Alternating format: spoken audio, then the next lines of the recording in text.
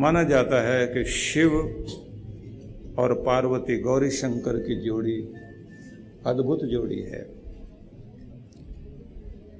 ऐसी जोड़ी दुनिया में कहीं नहीं है। इतनी बात सुनने योग्य है इस समय कि शिव भगवान के गले में रुंड माला है।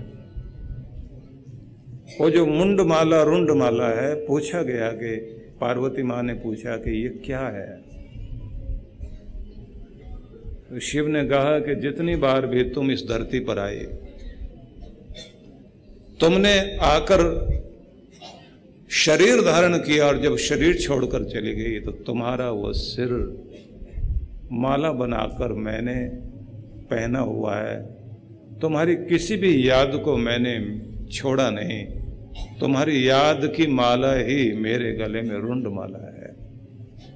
इतना अनंत प्रेम शिव में दिखाई देता है। इसलिए उनका एक रूप है अर्धनारीश्वर। आधा भाग स्त्री का, आधा पुरुष का, आधा मां पार्वती है, आधा शिव है। ऐसे भी कथन आता है कि किसी ऋषि को आदत थी रोज शिव पूजन करने के बाद शिव की परिक्रमा करते थे।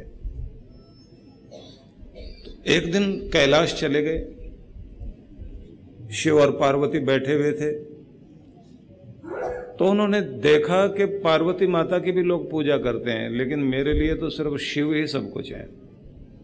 तो मन में आया कि पार्वती को छोड़कर बीच में से ही परिक्रमा कर लेते हैं। जैसे ही उसके मन में आया तो मन में आते ही भगवान को तो पहले पता लगता है। तो भगवान इस तरह अपना आकार धारण किया कि शिव और पार्वती वो दो दिखाई दे रहे थे, वो दो दिखाई देने बंद हो गए और एक ही रूप हो गया अर्धनारीश्वर।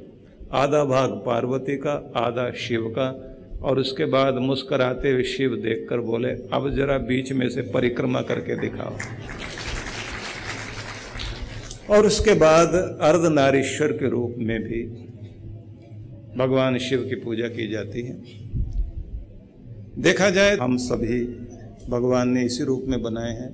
हमारा आधा भाग पुरुष वाला भाग है, कठोर वाला भाग है, आधा माँ वाला भाग है। स्त्रीत्व भी हमारे अंदर है, पुंसत्व भी हमारे अंदर है।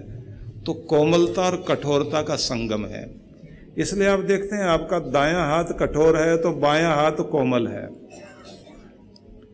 आप दिमाग से सोचते हैं तो वो कठोरता से, तर्क से सोचता है। जब आप दिल से सोचते हैं तो वो कोमलता से, भावना से, वहाँ इमोशन, जज्बात का स्थान है। और दोनों की जरूरत है। और अगर मेडिकल साइंस के हिसाब से कहा जाए तो आपके मस्तिष्क में दो भाग हैं, दो आपके दिमाग हैं, बायां और दायां। दायां जो आप समझते हैं कि दायां हाथ तो कठोर है, लेकिन मस्तिष्क दायां कोमल है, क्योंकि दायां मस्तिष्क बाएं भाग को चलाता है और बायां मस्तिष्क दाएं भाग को चलाता है। तो एक मां का है, एक पिता का है। और इससे भी ज्यादा अद्भुत बात है कि आपने देखा होगा जब कोई बच्चा जन्म लेता है तो उसे गोद में लेकर सब लोग ये देख रहे होते हैं, नाक किस पर गई है, आंखें किस पर गई, कान किस पर गए हैं। तो बस उस समय ये हिसाब लगाया जा रहा होता है। मासी भी जो आती है ना, तो वो भी पास में खड़ी होकर कहती है, इसकी आंखें तो तुम पर गई हैं, लेकिन नाक पिता पर चला गया। फिर कान मिलाने की चेष्टा करते हैं, कान किस पर गए, ना पिता पर लगते हैं ना माँ पर लगते हैं। बोले हो सकता है दादा पर गए हो। हिसाब लगा रहे होते हैं।